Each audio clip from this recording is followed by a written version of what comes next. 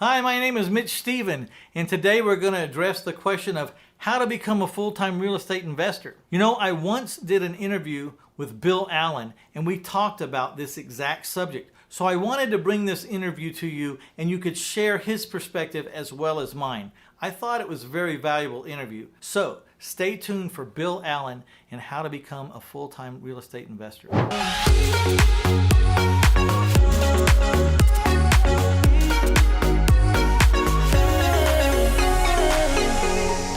This is Mitch, and welcome to the Real Estate Investor Summit podcast. I have Bill Allen with me, and he's quite the go-getter. Has a military background. He's a house flipper wholesaler. He's got a lot going on. How you doing today, Bill?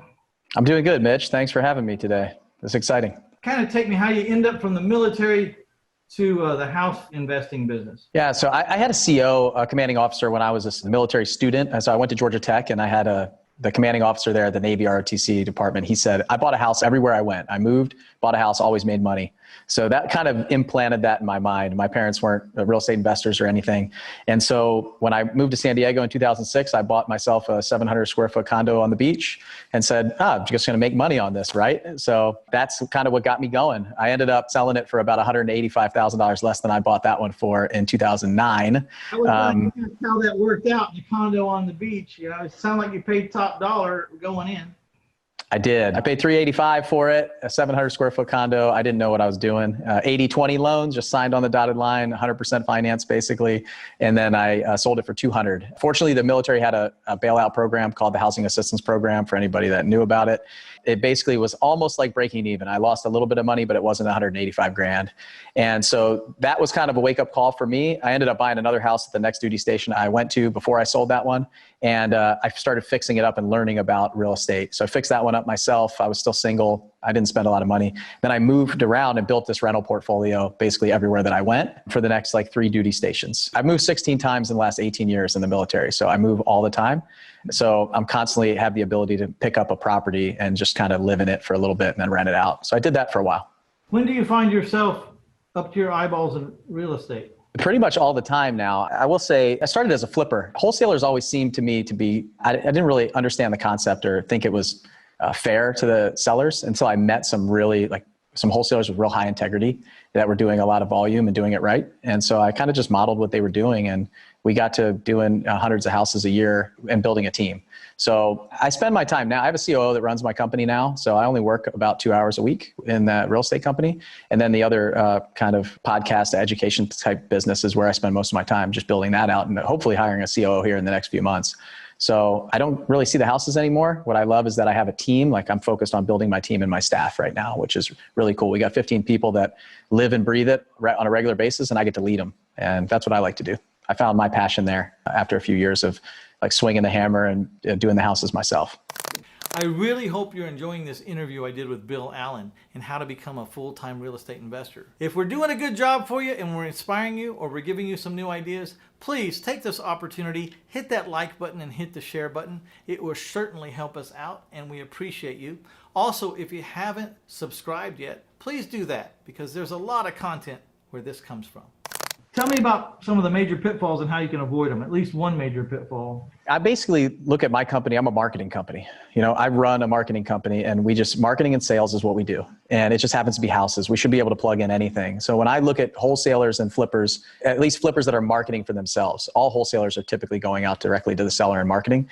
And what I find the biggest pitfall, and I kind of fell into this in the beginning, was just scratching the surface in a bunch of different channels.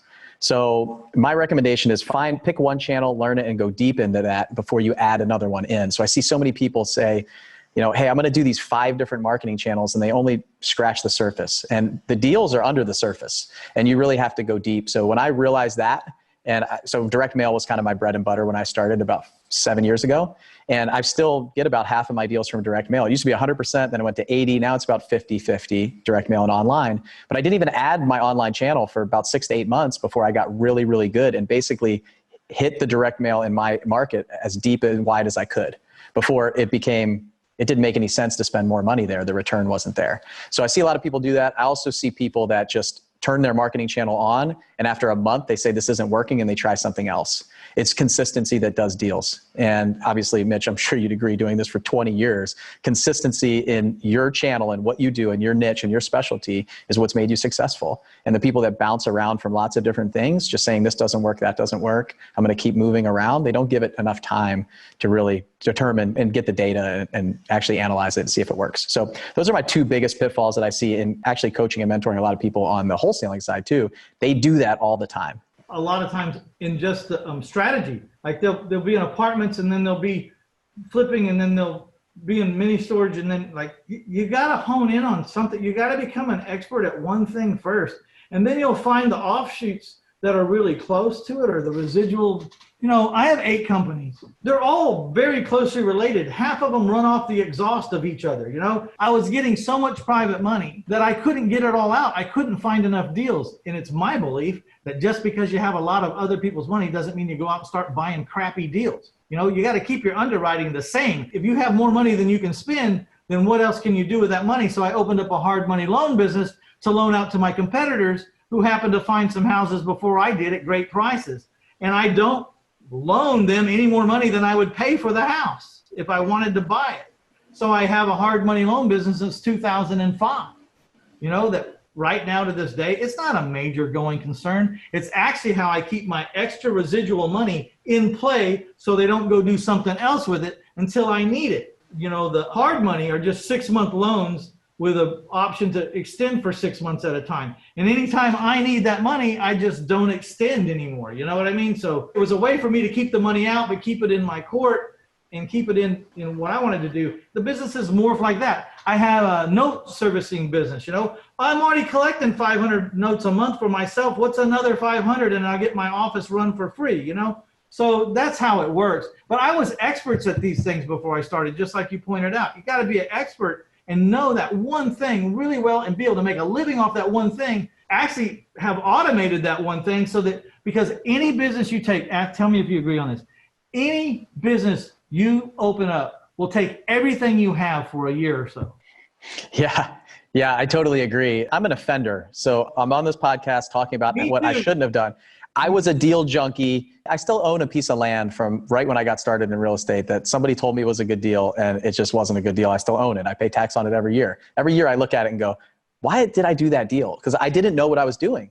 And so I was just looking for places to grasp. And I totally agree. Anytime I start a new business, I've now gone into hard money loans. We do some self-storage. We do multifamily. We do lots of different things now, but that's me personally. That company, that wholesaling and flipping company runs in itself. And then I was able to put a COO in place so I could remove myself completely and go do something else. And then now I'm working in a second company right now. I spend 60 hours a week at least in that company. And I have for the last year. And right now I'm going out and hiring a COO this quarter to be able to remove myself and delegate and elevate myself to go figure out what the next thing is that I want to do, or like take off all the administrative and little detail burden for me and be able to really just do the things that I love to do instead of the things that I have to do to run the business. I totally agree. At least a year for sure. The hardest thing an entrepreneur will ever do, and this is a Mitch Stephen original quote. I don't quote much and I haven't invented hardly anything, but this is one of 2. The hardest thing an entrepreneur will ever do is have one great idea and finish big. You know, finish big. Because we, as entrepreneurs, we see opportunity in everything.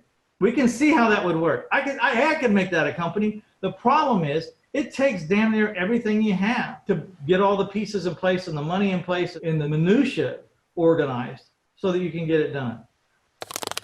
I certainly hope you like those edited versions of my interview with Bill Allen.